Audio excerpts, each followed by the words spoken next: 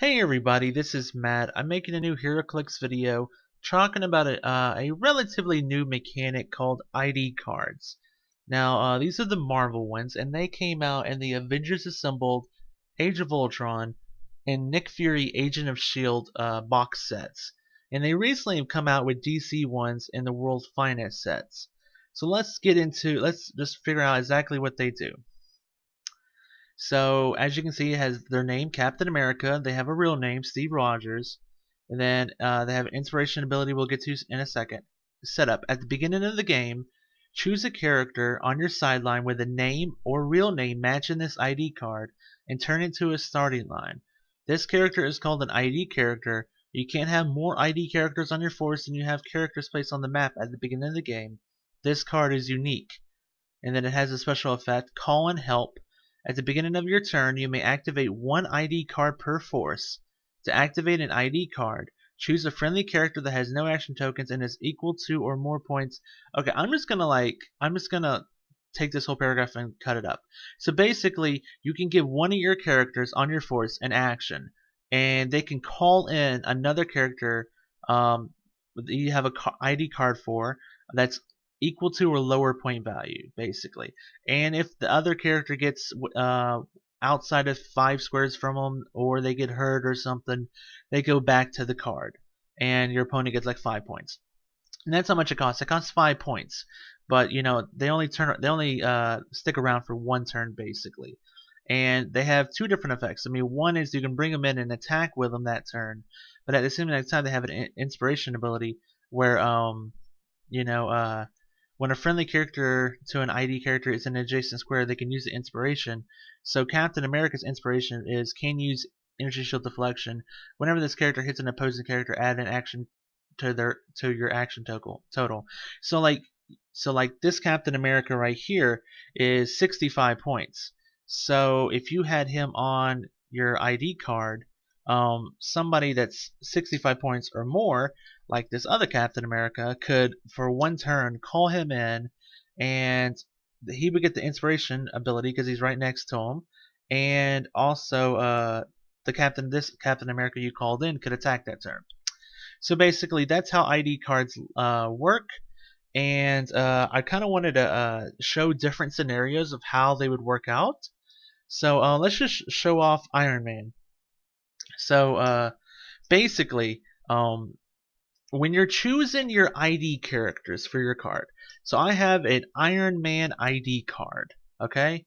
Now it says on the back, you have to choose someone with a name or a real name matching this ID card. So it has to either have Iron Man name or have a real name Tony Stark. And they've ruled that you could have like multiple options, like you could have 3 or 4 different Iron Man, and then at the beginning of the game choose one of them to put on the ID card. So I could have both of these Iron Men, both of them qualify because both of them have Iron Man name, and they also both have Iron Man or Tony Stark real name.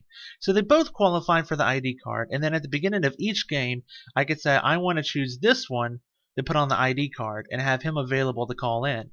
Next game, I may say I want to choose this one and put that on the ID card and have him call in. Now they have different point totals, so that means different characters would be able to call him in and stuff. Then you have pieces like Thor. Now, you got to watch out on some stuff because, let me see if I can find it.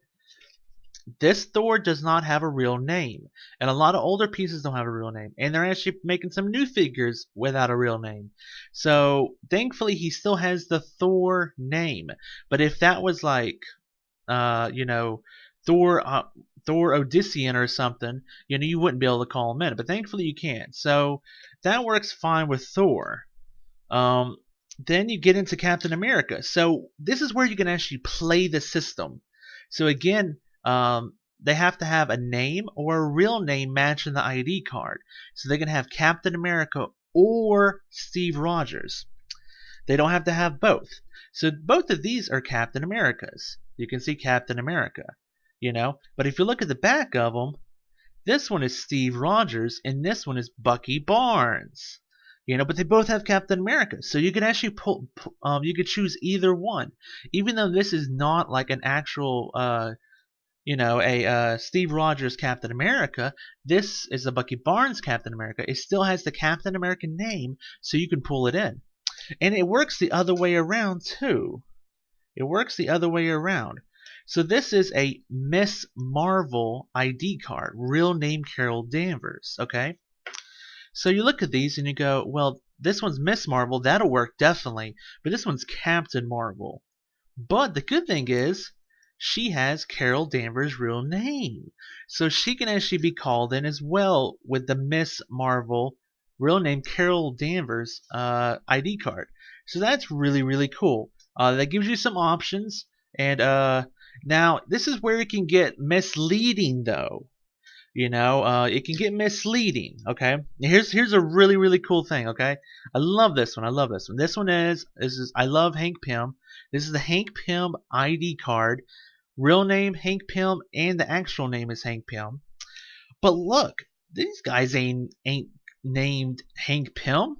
But the cool thing is, they have a real name Hank Pym. Both of them have real name Hank Pym. So both Giant Man and Ant Man and almost any other Hank Pym can be brought in, which is really, really cool. But this is where it can get misleading. You can go, but hey, this guy's name is Ant Man. Can't I use him? Can't I pull him in too?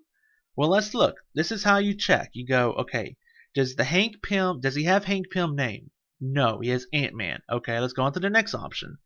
Does he have Hank Pym real name? No, he has Scott Lang. So you would not be able to pull this guy in with the Hank Pym card.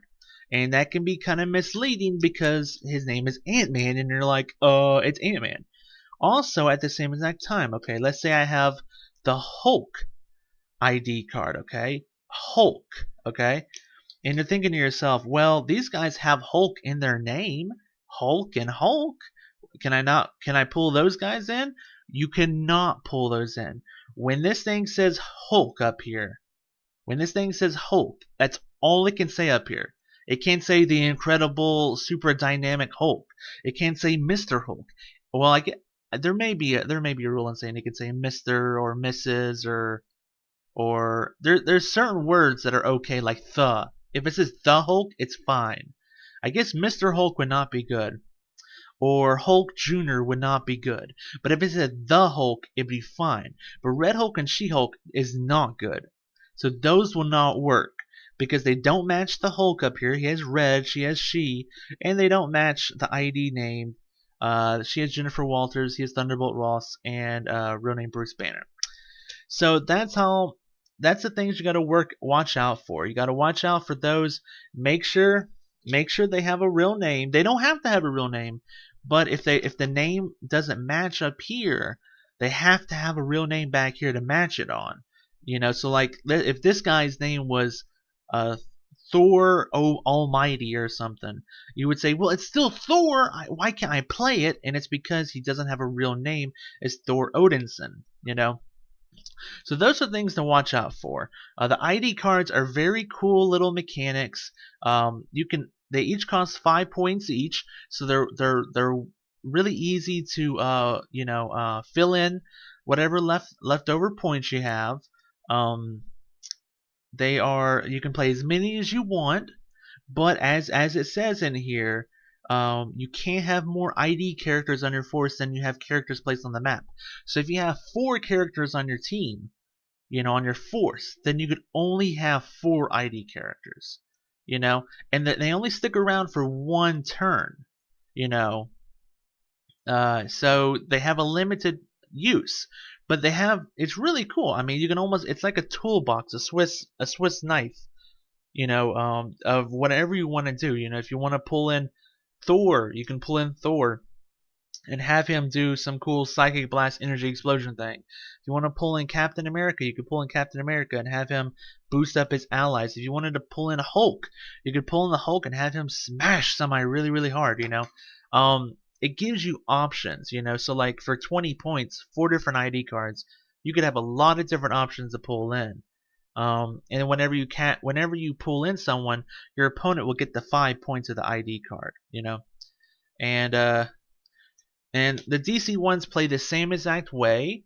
They are written the same exact way. They have the same exact setup, call-in, help, inspiration thing. And there is a resource that works with both of these, both Marvel and DC ones. The Marvel one is the Avengers Roundtable. The DC one is the DC Watchtower. I think it's called Watchtower. They have the same exact effects, so you can use either one. So you could actually have, a resource that has both DC and Marvel ID cards on them. But this is a cool mechanic that's relatively new. Probably the only kind of mechanics like that we're going to get this year, so I wanted to make a video that kind of explained what it's all about. I hope some of this is understandable. Basically, you take an ID card, you pay the 5 points, you choose a piece to go on it. Where is my Iron Man? You choose a piece to go on it. Okay, so he is 100 points, okay? Then, let's say you have someone else on your force who's 100 points. And let's say he gets beat down all the heck and he's like, "Oh, I'm so weak. I'm on my last click. I can't do much of anything." You say, "Well, instead of trying to attack with my 10 attack, I'm gonna for this one turn I'm gonna give him an action, summon this dude next to him, and then he can do something. And then oh yeah, he has Psychic Blast and Perplex. He can do a whole lot more than Thor can this turn. He attacks. Your opponent gets a turn. He poofs, and that's it basically. And you can do that. You can only summon one person a turn.